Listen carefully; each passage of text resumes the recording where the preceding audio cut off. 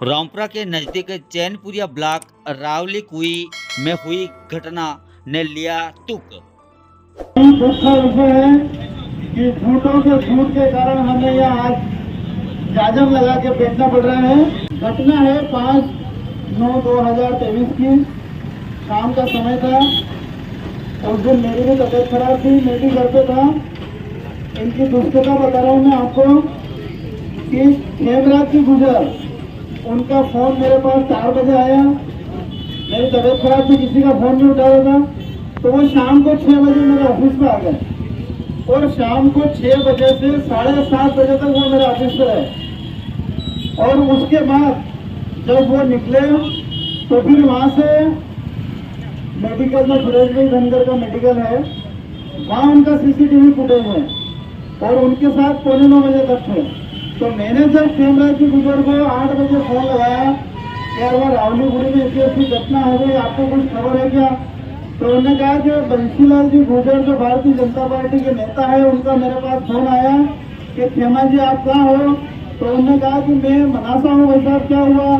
तो बोला ये ऐसी घटना हो गई जो आप रावलीगुड़ी फोन लगाओ कि कोई आदमी हमारी आके मदद करे। तो खेमा जी ने प्रयास किया कि वहाँ रावलीगुड़ी में क्या हुआ, उनको तो पता भी नहीं था घटना क्या होगी।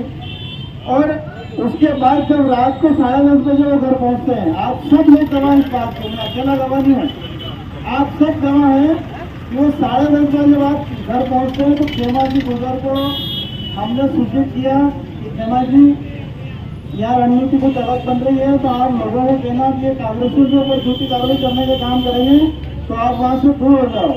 जैसे ही खेमा जी को पाटवाल जी ने फोन लगाया था, मंगेश भाई साथ को 11 बजे तक हम थे साथ में, तो उनने फोन लगाया ना। खेमा जी का ये कहना है कि जैसे फोन आया आपका ना, मैंने शर्ट पहना और बाहर निकलने वाला था कि पुलिस ने आके मेरे को पकड़ लिया। तो इस प्रकार की घटना जब उनको सीसीटीवी फुटेज लाके दे दिया, तो डीआईजी को दिया, एडिशनल एसपी को दिया, उसके बाद भी उनने इस प्रकार की दुष्टता की है, तो इसको प्रशासन माने या जंगल राज माने? भाजपा की जन आशीर्वाद यात्रा में हुई घटना, पथराव वाली घटना को लेकर निर्दोष लोगों पर धारा 307, 336, 147, 148/34 के झूठे प्रकरण के विरोध में चैनपुरा ब्लॉक रावली कुई सहित कई सामाजिक संगठन उतरे सड़क पर।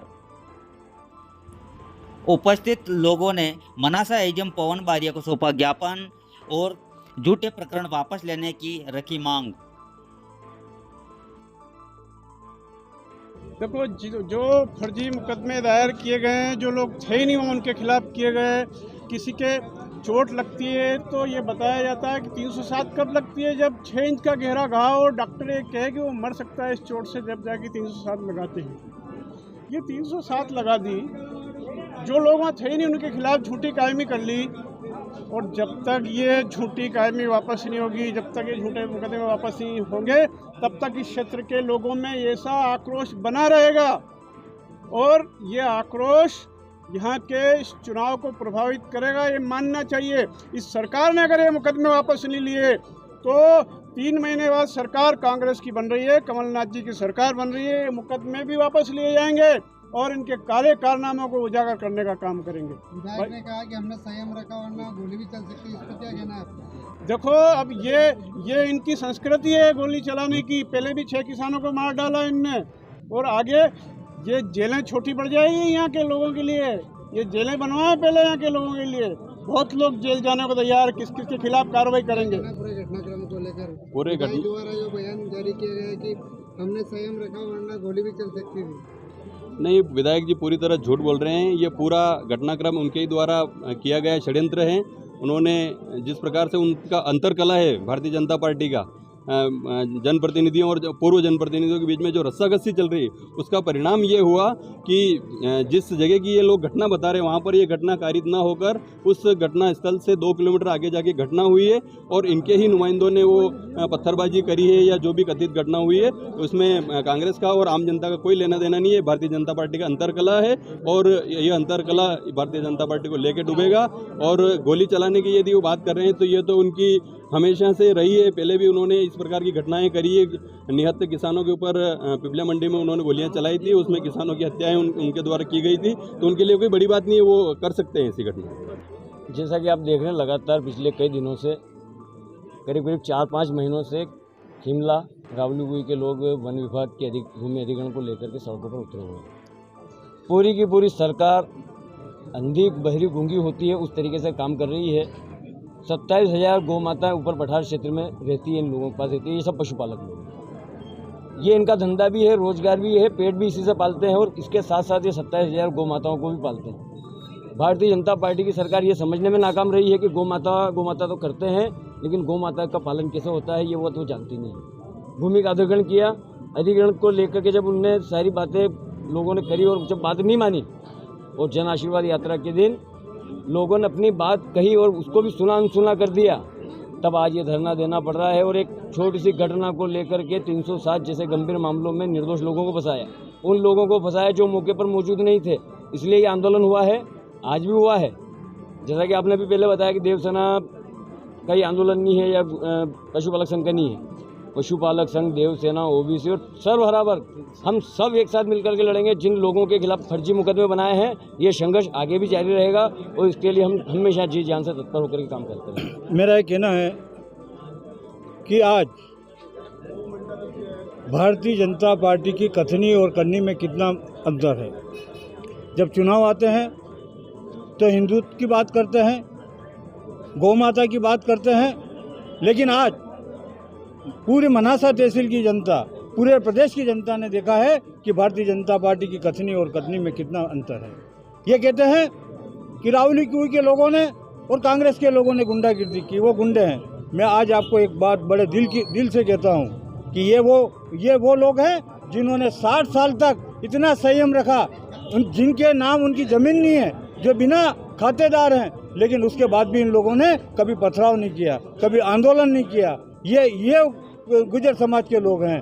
आज इन लोगों ने जब ये बात प्रशासन, कलेक्टर, एसपी और एसडीएम सभी से निवेदन किया कि हमारी 27,000 गायें कहाँ जाएगी, इस मांग को लेकर इन्होंने जब जनप्रतिनिधियों से बात करी, लेकिन उन्होंने इनसे बात करना तक उचित नहीं समझा। उसका परिणाम यह हुआ कि 5 तारीख को जन आशीर्वाद यात्रा में कुछ तथाकथित, जिनको लोग जानते नहीं है, उन लोगों ने उन पर पथराव किया। यह कांग्रेस के लोगों ने नहीं किया। और जो रिपोर्ट जब हमने एसपी और डीआईजी से जब रामपुरा के अंदर बात करी, तो उन्होंने कहा जो वीडियो के अंदर है, जिन लोगों ने पत्थर फेंके हैं, उनके खिलाफ कार्रवाई करेंगे। यह कौन सी कथनी और करनी में अंतर है कि भारतीय जनता पार्टी का मंडल अध्यक्ष उन लोगों के सभी कांग्रेसियों के खिलाफ रिपोर्ट दर्ज कराता है और ऊपर 307 की मुकदमा दर्ज कराता है। लेकिन एक बात मैं पूछना चाहता हूं कि अगर सभी कांग्रेसी गुंडे हैं, तो आपने भारतीय जनता पार्टी के जिला कार्यकारिणी के सदस्य तूफान सिंह, जो भीमपुरा का रहने वाला है, उसके खिलाफ भी आपने 307 का मुकदमा दर्ज कराया है। तो आप कौन से कांग्रेस के गुंडों की बात कर रहे हैं? क्या वो भी भारतीय जनता पार्टी का था? तो आप उसके लिए क्या कहेंगे? इनके पास कहने को कुछ भी नहीं है। सिर्फ ये बड़े पूंजीपतियों को फायदा पहुंचाने के लिए इनके पास जमीन आ जाती है, लेकिन गरीब किसानों के पास फॉरेस्ट्री के नाम से इनके पास जमीन नहीं है। आज जो 2 बड़ी कंपनियां हैं, उनको फॉरेस्ट्री की जमीन दे दी गई, लेकिन जो 60 साल से बेचारे विस्थापित हैं, उनके आज दिन तक उनके नाम पर कोई जमीन नहीं की गई है। हम सिर्फ ये कहना चाहते हैं कि भारतीय जनता पार्टी के नेता और मुख्यमंत्री इस बात को समझ ले कि अगर आपने किसानों के साथ अत्याचार किया, उनके खिलाफ कार्रवाई करी, तो आने वाले समय में रावलीगुई क्या, पूरी तहसील की जनता, पूरे जिले की जनता आप और पूरे प्रदेश की जनता आपको कभी माफ नहीं करेगी। क्योंकि देखो, आप खुद देख रहे होगे, पठार क्षेत्र में इतनी गाय है, तो सरकार कहती है कि हम गाय को बचा रहे हैं, ये बात हम भी जानते हैं। तो क्यों नहीं 27,000 गायों की बातों को सुना गया और किसानों की बातों को सुना गया, जो 6 महीने पहले से ही, मतलब कलेक्टर आदमी कलेक्टर साहब के वहाँ भी जा रहे थे, सांसद साहब के वहाँ भी गए थे, थाने पे भी गए थे। तो फिर वो जो जन आशीर्वाद यात्रा आई थी, मैं तो वहाँ पे नहीं था, लेकिन गांव वाले बता रहे थे, जैसे मेरे बड़े पापा भी, मतलब उनको भी फर्जी मुकदमों में भेजा गया और मेरे परिवार के 5-6 जनों का भी नाम उनमें आ रहा है। तो क्या ये कांग्रेस की गुंडा हम कहाँ से आ गए? हम तो पार्टीबाजी जानते ही नहीं है। कभी देखा कि हमने आपको पार्टी में, किसी पार्टी में सम्मिलित होते हुए?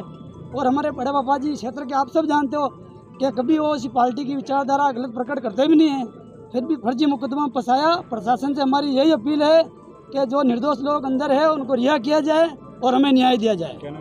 मेरा नाम रामराज गुजर। जी साहब।